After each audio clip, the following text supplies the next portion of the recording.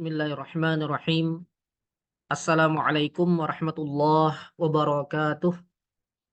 Alhamdulillahirabbil alamin wassalatu wassalamu ala sayyidil mursalin sayyidina wa nabiyyina Muhammadin wa ala alihi wa sahbihi ajma'in. Amma ba'du. Ikhwah fillah hafizakumullah. Pada kesempatan kali ini saya akan mencoba menjawab pertanyaan yang masuk ke kami, dan ya secara garis besar pertanyaannya adalah apa hukum mencicil emas? Apa hukum mencicil emas? Baik, pertanyaan ini sebenarnya ikhwafillah hafizakumullah bukanlah pertanyaan sederhana ya, dan untuk memberikan jawaban yang tuntas ini perlu penelitian yang panjang ya, perlu pengkajian yang mendalam terhadap persoalan ini ya. Karena ini kalau antum perhatikan betul-betul sebenarnya termasuk persoalan kontemporer yang perlu penelitian khusus ya dari para fuqaha kontemporer. Nah, namun di kesempatan kali ini saya tidak akan membahasnya panjang lebar. Saya hanya akan menjawab atau memberikan penjelasan singkat ya. Namun menurut saya sangat penting dan menjadi pondasi dari tema ini ya. Baik, kita lihat.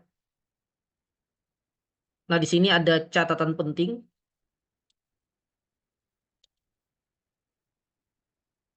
Ada beberapa poin yang perlu diketahui oleh kita bersama sebelum kita menjawab pertanyaan tadi gitu. Yang pertama adalah emas adalah barang ribawi. Emas adalah barang ribawi sebagaimana disebutkan dalam nas hadis. Nanti akan kita sebutkan. Jadi emas adalah termasuk al-amwal ar-ribawiyah, barang ribawi. Yang artinya barang ini memiliki kekhasan dibandingkan barang-barang yang lain secara umum. Karena dalam jual beli barang ini ada syarat-syarat tambahan dari syarat-syarat jual beli secara umum. Yang jika syarat tambahan ini tidak terpenuhi, maka jual belinya termasuk ke dalam riba dan haram. Baik. Kemudian poin berikutnya, uang kertas juga merupakan barang ribawi menurut kebanyakan ulama kontemporer, dikiaskan dengan emas dan perak. Nah, di sini saya perlu beri catatan, ada sebagian ulama yang mengatakan bahwa uang kertas bukan barang ribawi dan ia seperti barang-barang biasa dan tidak dikiaskan dengan emas dan perak. Dan ada pembahasan panjang lebar dalam hal ini. Hanya saja yang dipegang oleh kebanyakan ulama kontemporer, yang dipegang oleh kebanyakan ahli fikih kontemporer, bahwa uang kertas itu statusnya barang ribawi, dikiaskan dengan emas dan perak yang disebutkan dalam nas hadis karena memiliki illah yang sama. Illah ini sifat yang melekat pada hal tersebut ya, pada perkara tersebut, yang ia menunjukkan atas hukum ya, atau atas berlakunya hukum pada perkara tersebut yang memiliki illah tersebut. Nah, dalam hal ini illah yang ada pada emas dan perak yang membuatnya menjadi barang ribawi, ada perincian di kalangan ulama, ada ikhtilaf di kalangan mereka. Namun yang dikuatkan oleh banyak ulama dan sebenarnya secara umum juga tinjauan para ulama sama, hanya saja dalam perinciannya ya, atau dalam penekanannya yang berbeda, dan itu pembahasan yang lain lagi ya. Ringkasnya mudahnya kita katakan bahwa emas dan perak itu ilahnya adalah mengapa dia barang ribawi adalah karena ia adalah alat tukar. Emas dan perak itu adalah alat tukar. Nah, demikian juga uang kertas yang ada saat ini itu juga alat tukar. Nah, karena itu uang kertas dihukumi sama dengan emas dan perak, yaitu sama-sama sebagai barang ribawi. Baik. Kemudian poin berikutnya,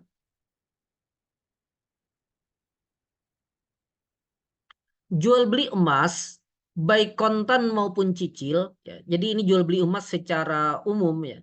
Baik kontan maupun cicil, menurut uruf, menurut tradisi kita saat ini, yang dimaksud dengan jual beli emas itu adalah menukar emas dengan uang kertas. Makanya saya jelaskan di atas emas dan uang kertas ya. Jadi menukar emas dengan uang kertas.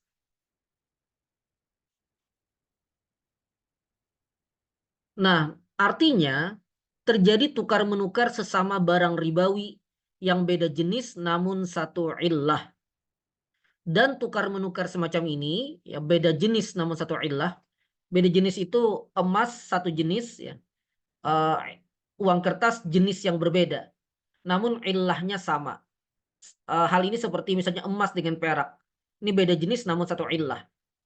Adapun kalau kita tukarkan emas dengan emas, maka ini namanya satu jenis ya.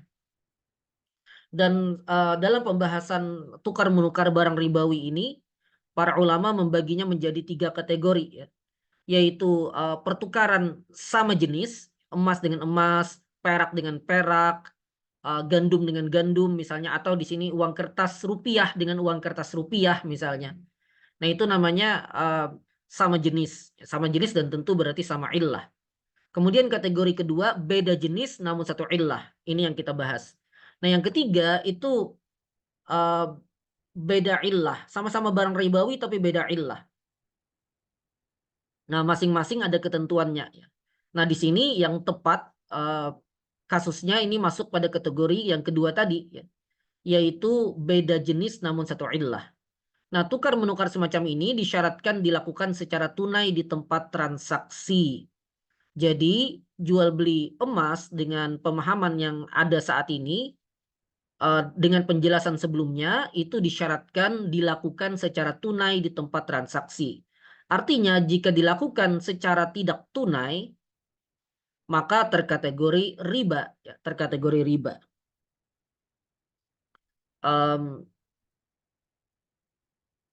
Misalnya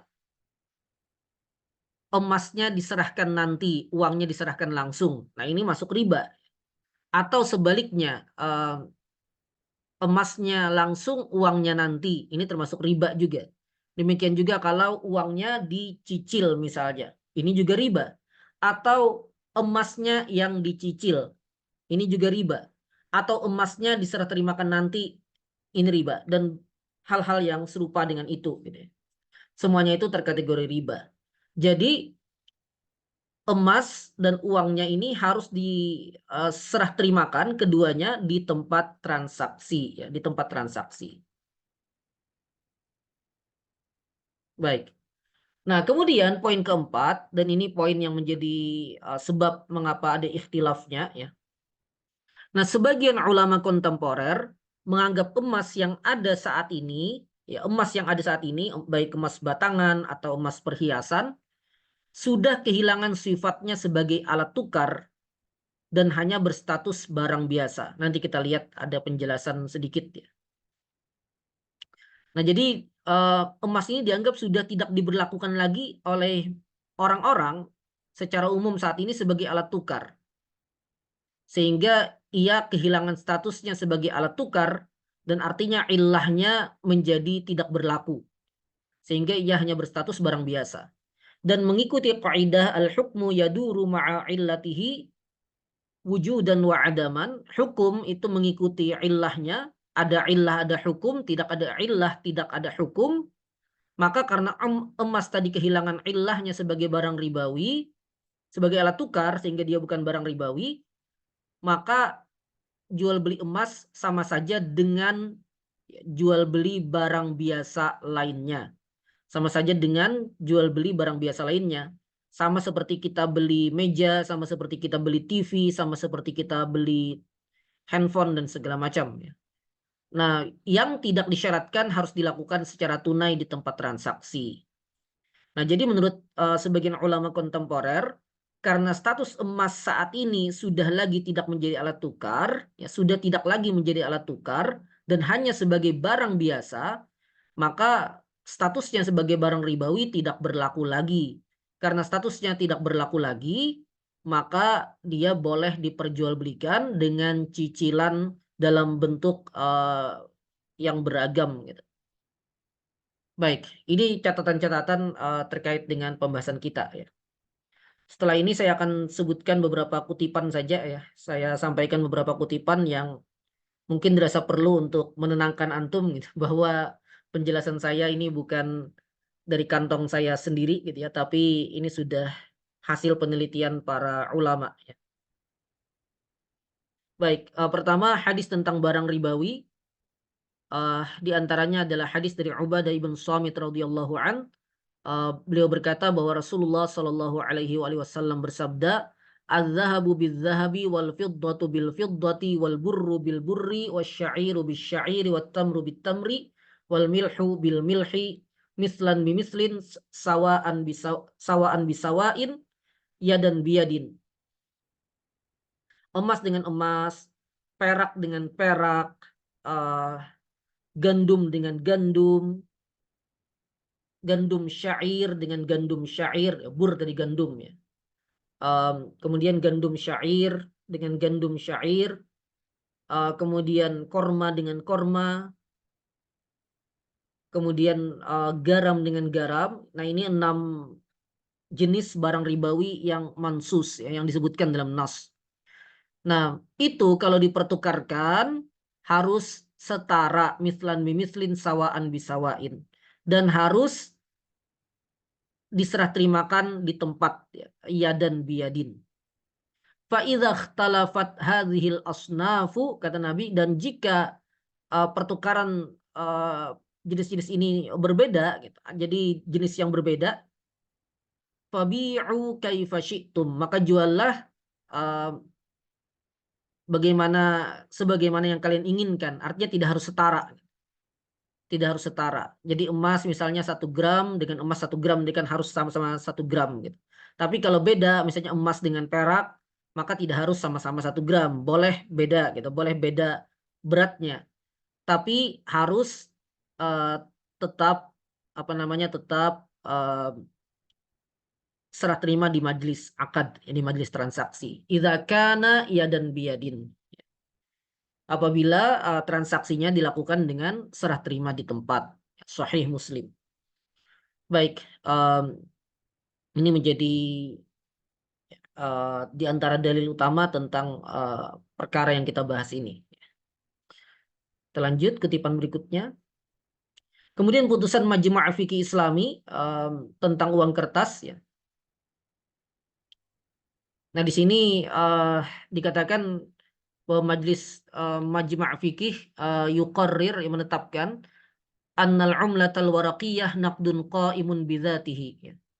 Bahwa al-umlah al-waraqiyah, mata uang kertas ya, sebagaimana yang kita kenal saat ini, itu adalah uang yang berdiri sendiri. Dia berstatus uang secara mandiri. Lahu hukmu an-naqdain minaz zahabi wal fiddah, dan berlaku kepadanya hukum emas dan perak. Hukum uang emas dan perak. Fatajibuz zakatu fiha, wajib zakat pada uang kertas yang mengikuti kewajiban pada emas dan perak. Wa yajri riba 'alaiha binaw'aihi fadlan wa nasi'ah, dan berlaku riba kepada kepada uang kertas ini ya, dengan 2 macam ribanya, yaitu riba fadl dan riba nasi'ah. Di mazhab Syafi'i ada satu lagi tambahan namanya riba yad ya. Karena ya di Syafi'iyah atau di mazhab Syafi'i mereka membedakan antara hulul dengan takabut ya. Takabut itu serah terima di tempat ya, sebelum berpisah dari majlis. Sedangkan hulul itu bahwa dalam akadnya tidak mensyaratkan ada penundaan meskipun tidak lama gitu. Nah, jadi dibedakan, hulul itu dari sisi tidak ada penyebutan penundaan, sedangkan takabut itu dari sisi eh, pertukarannya itu di majelis akadnya, di majelis akadnya. Karena itu mereka bagi ya riba, ada riba fadl, ada riba yad, ada riba nasa. Nah, sedangkan yang disebutkan di sini dan ini pendapat banyak ulama, riba terbagi dua, yaitu riba fadl dan riba nasi'ah. Baik. Nah, sebagaimana hukum-hukum ini tadi kewajiban zakat dan berlaku riba, ini berlaku pada emas dan perak. Nah, bi'tibari at-thamaniyah fil umlah al-waraqiyah qiyasan alaihima. Dengan memperhatikan adanya unsur samaniyah, ya, unsur alat tukar gitu, yang ada pada uang kertas dikiaskan kepada emas dan perak, ya. Dikiaskan kepada emas dan perak. Wabidzalika ta'khudhul umlatul waraqiyatu ahkama an-nuqudi fi kulli iltizamat allati tafriduha syari'atu fiha. Karena itu uang kertas ini mengambil hukum-hukum nukud, ya, emas dan perak dalam semua hal-hal yang diwajibkan syariat kepadanya. Baik, jadi menurut kebanyakan ulama, termasuk di sini diputuskan oleh lembaga fikih internasional, Majma' Fikih em, internasional, ya, em, bahwa uang kertas itu dikiaskan dengan emas dan perak sehingga berlaku berbagai kewajiban dan berbagai ketentuan sebagaimana emas dan perak yang telah diberlakukan sebelumnya gitu. Baik, insya Allah jelas ya. Nah, kemudian ini sedikit penyinggung, tadi sudah saya singgung juga bahwa jika barang ribawi itu sama jenis, eh, maka disyaratkan dia harus sama nilai yang dipertukarkan, tidak boleh ada kelebihan, ya. 1 gram emas harus dengan 1 gram emas kalau mau ditukar sama-sama emas gitu. Misalnya begitu. Nah, keadaan yang kedua, ilahnya sama jenisnya berbeda, maka tidak harus sama, ya. 1 gram emas tidak harus ditukar dengan 1 gram perak. Boleh berbeda sesuai kesepakatan, tapi harus tetap di majelis akad, ya. Dan ini berlaku juga pada jual beli emas dengan uang kertas atau jual beli perak dengan uang kertas. Nah, di sini dikatakan fala budda an yatawafara fi hadhil muamalah fi hadhil muamalati syaratun wahid wa huwa at-taqabud fil majlis dunal musawah. Jadi ada serah terima di majlis, at-taqabud, serah terima di majlis fil majlis dunal musawah, tanpa harus ada kesamaan, ya. Tanpa harus ada kesamaan nilai gitu. Baik. Dan dalilnya adalah hadis Nabi yang tadi sudah kita sebutkan, fa idza ikhtalafat al-asnaf fabi'u kaifa syi'tum idza kana yadan biyadin. Baik, ini jelas ya. Nah, pembahasan poin yang terakhir ini saya ambil dari fatwa DSN MUI, karena yang membolehkan jual beli emas secara tidak tunai dengan segala turunan bentuknya itu berasal dari fatwa Dewan Syariah Nasional MUI nomor 7 tahun 2010, jual beli emas secara tidak tunai. Ini saya ambil karena ada lembar fatwanya, ini ada beberapa lembar, ya. Saya kutip beberapa poinnya saja. Di sini setelah mendefinisikan tentang uang, dikatakan bahwa sesuatu baik emas, perak maupun lainnya termasuk kertas dipandang atau bersatu sebagai uang hanyalah jika masyarakat menerimanya sebagai uang. Dan berdasarkan pendapat Muhammad Rawasqal Ahji, diterbitkan atau ditetapkan oleh lembaga keuangan pemegang otoritas. Dengan kata lain, dasar status sesuatu dinyatakan sebagai uang adalah adat, kebiasaan, atau perlakuan masyarakat. Kemudian, saat ini masyarakat dunia tidak lagi memperlakukan emas atau perak sebagai uang, tetapi memperlakukannya sebagai barang sil'ah biasa. Maka tidak berlaku hukum-hukum ribawi. Nah, berdasarkan hal-hal tersebut di atas dan seterusnya, di sini bisa dibaca sendiri, ya. Nah, jadi intinya apa yang ditetapkan oleh hadis Nabi tadi, az-zahabu biz-zahabi dan segala macam, itu tidak berlaku dalam pertukaran emas dengan uang yang berlaku saat ini. Nah, maka memutuskan jual beli emas secara tidak tunai, baik melalui jual beli biasa atau jual beli murabahah, hukumnya boleh, mubah, jaiz, selama emas tidak menjadi alat tukar yang resmi atau uang. Baik. Jadi ini fatwa Dewan Syariah Nasional MUI yang melahirkan juga berbagai produk ya yang dikeluarkan oleh bank syariah misalnya seperti tabungan emas, cicilan emas dan segala macam ya. Nah, lalu pendapat mana yang perlu dipegang? Nah, kembali lagi sebenarnya untuk menjawab ini perlu pembahasan yang panjang ya, perlu bahas tawil. Hanya saja mungkin kita bisa beri panduan. Satu, bagi yang ingin mengikuti pendapat dari Dewan Syariah Nasional MUI dengan thiqah terhadap ya orang-orang yang berada di dalamnya dan juga mungkin sepakat dengan argumentasi yang ada dalam fatwa mereka, maka sebenarnya boleh-boleh saja yang mengikuti pendapat mereka ini ya. Karena lagi-lagi jual beli emas secara cicilan di zaman sekarang ini termasuk persoalan kontemporer dan ya Dewan Syariah Nasional MUI salah satu lembaga yang boleh untuk diikuti. Namun bagi yang ingin mengambil pendapat yang lebih hati-hati ya ihtiyat dan juga mengikuti pandangan sebagian ulama kontemporer lain yang mengatakan bahwa emas tetap adalah barang ribawi karena emas ini mansus disebutkan dalam nas gitu. Sehingga statusnya sebagai barang ribawi tidak akan hilang gitu, tidak akan hilang. Maka tetap emas menjadi barang ribawi dan ini juga ya umumnya pendapat ulama klasik ya. Meskipun mungkin sangat mudah dijawab tentang pendapat ulama klasik ini bahwa uruf yang berlaku di masa mereka berbeda dengan uruf yang berlaku di masa sekarang yang membuat bolehnya terjadi perubahan fatwa ya. Namun bagi orang-orang yang ingin tetap berpegang pada fatwa kebanyakan ulama klasik tadi ya, dan menganggap bahwa emas tetap adalah barang ribawi dan tidak berubah hukumnya sehingga jual beli emas secara cicilan ini tidak boleh, maka ya silakan juga untuk mengikuti pendapat ini dan boleh dikatakan pendapat ini jauh lebih hati-hati ya.